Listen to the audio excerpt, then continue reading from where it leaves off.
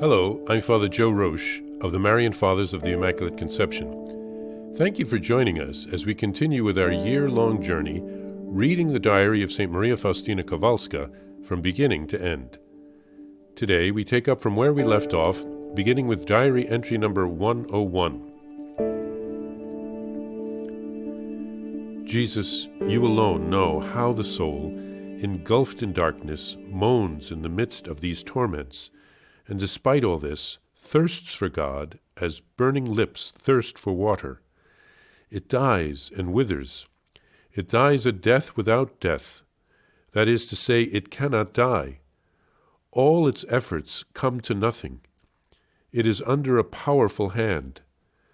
Now the soul comes under the power of the Just One. All exterior temptations cease. All that surrounds it becomes silent, like a dying person who loses contact with everything around it. The person's entire soul is in the hand of the just God, the thrice holy God, rejected for all eternity. This is the culminating moment, and God alone can test a soul in this way, because He alone knows what the soul can endure. When the soul has been saturated through and through by this infernal fire, it is, as it were, cast headlong into great despair. My soul experienced this moment when I was all alone in my cell, when my soul began to sink into this despair. I felt that the end was near, but I seized my little crucifix and clutched it tightly in my hand. And now I felt my body separate itself from my soul, and though I wanted to go to my superiors, I no longer had the physical strength. I uttered my last words, "I trust in your mercy." And it seemed to me that I provoked God to an even greater anger. And now I was drowned in despair, and all that was left me was a moan of unadulterated pain, which from time to time tore itself from my soul. The soul is in agony, and it seemed to me that I would remain in this state, because by my own strength I could not emerge from it. Every recollection of God opened up an unspeakable ocean of suffering, and yet, despite this, there is something within the soul which is drawn to Him, though it seems to her for this only, that she suffer more. The memory of the love with which God formerly surrounded it is still another kind of suffering. His gaze pierces it, and everything within the soul is burned by this gaze. After some time, one of the sisters came into the cell and found me almost dead. She was frightened and went to find the Directress of Novices, who in the name of holy obedience ordered me to get up from the ground. My strength returned immediately, and I got up, trembling. The Directress recognized immediately the state of my soul and spoke to me about the inscrutable mercy of God, saying, "Do not be distressed about anything, sister. I command this of you in virtue of obedience." Then she said to me, "I see how, sister, that God is calling you to a high degree of holiness. The Lord wants to draw you very close to Himself, since He has allowed these things to happen to you so soon. Be faithful to God, sister, because this is a sign that He wants you to have a high place in heaven."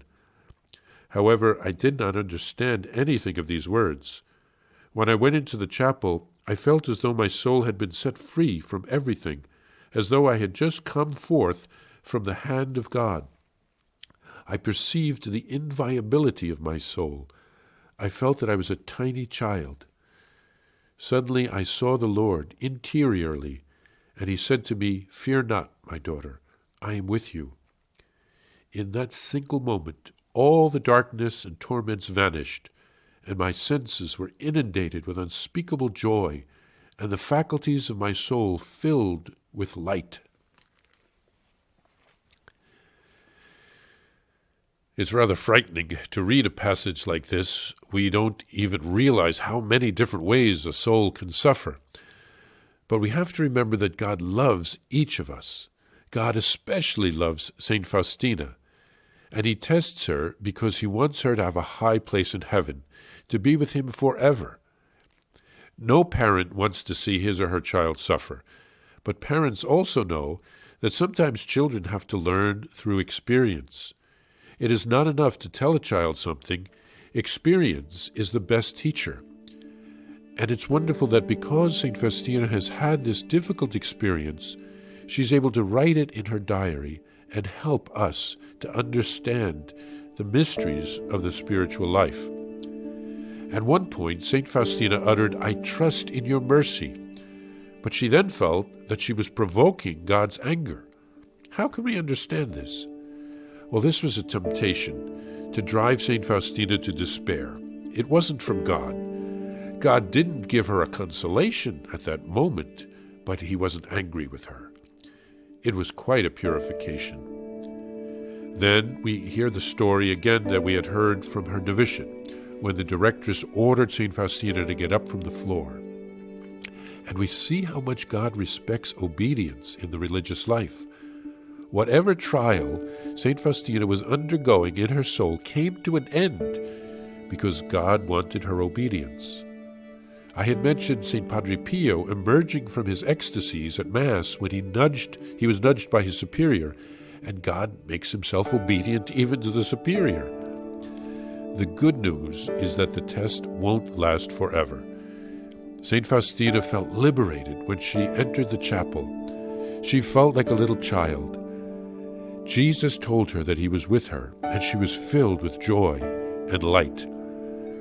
I am sure that St. Faustina went right to heaven when she died because her trials were her purgatory on earth, and I doubt that she ever even committed a very serious sin during her lifetime.